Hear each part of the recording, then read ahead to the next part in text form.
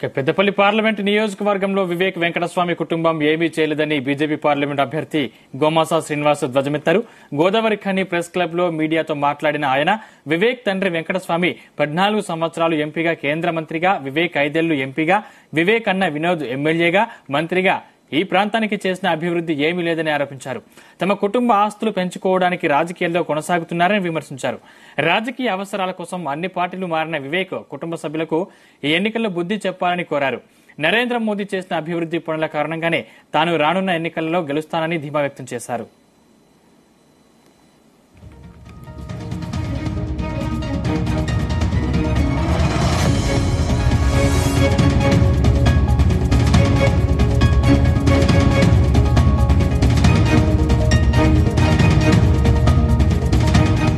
Peddapalli parliament లో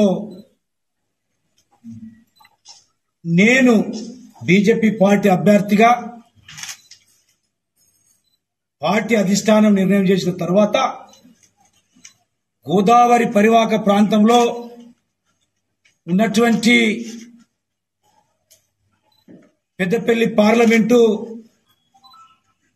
భారతదేశంలో 543 parliamentary నియోజకవర్గాలు ఉన్నప్పటికీ కూడా నాకు తెలిసి 542 పార్లమెంట్ నియోజకవర్గాలు అభివృద్ధి అయినాయి. కానీ పెద్దపల్లి పార్లమెంటు పరిధి చూసినట్టయితే ఎక్కడ కూడా అభివృద్ధి జరగలేదు. 89 నుండి ప్రాంతయేతరుడైనటువంటి వివేక్ గారి తండ్రి ఇక్కడ 4 సార్లు గెలవడం జరిగింది. 4 సార్లు గెలిస్తే 4 సార్లు గెలిచినటువంటి ఈ పెద్దపల్లి పార్లమెంటు ప్రజల ఓటుని అనుకూలంగా మరుచుకొని అరచేతిలో వైకుంఠం చూపించి ఇక్కడ గెలిచిన గెలుపు ద్వారా వచ్చిన అధికారంతోనే లక్షల కోట్లు సంపాదించుకొని ఈ వెంకటస్వామి గారు ఆ లక్షల కోట్లతోని కొడుకుల ద్వారా ఇండస్ట్రీస్ పెట్టడం జరిగింది. ఈ ఇండస్ట్రీస్ చూసినట్టయితే ఈ పార్లమెంట్ లో ఓటేసిన ప్రజల కోసం పెట్టియలే. ఈ ఇండస్ట్రీస్